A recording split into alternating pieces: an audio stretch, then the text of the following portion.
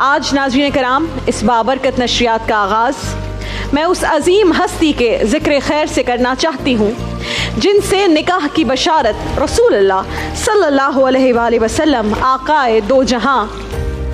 کو ملی، وہ ہستی جن کے لیے جبرائیل امین آسمانوں سے سلام لے کر آتے تھے،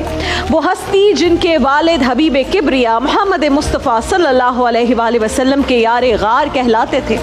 وہ ہستی جن کی شان میں سورہ نور نازل ہوئی اور جن کے بارے میں سید المرسلین نے فرمایا کہ انہیں تمام عورتوں پر ایسی فضیلت حاصل ہے جیسے سرید کی فضیلت تمام کھانوں پر ہے، وہ ہستی جن کے ساتھ جن کے حجرے میں رسول اللہ صلی اللہ علیہ وآلہ وسلم نے اپنی ظاہری زندگی کے آخری ایام گزارے، وہ ہستی جن کی گود میں اللہ کے آخری نبی نے اس دنیا سے پردہ فرمایا، وہ ہستی جن کے حجرے کو کائنات کے سب سے عظیم انسان کی آخری اور ابدی آرام گاہ بننے کا شرف حاصل ہوا۔ علم و فضل کی بات کریں تو آپ ہی وہ عظیم ہستی ہیں جن کے آگے بڑے سے بڑے مسلمان عالم، فاضل، مفتی، محقق، مفسر، محدث اور مجتہد سر جھکائے کھڑے ہیں۔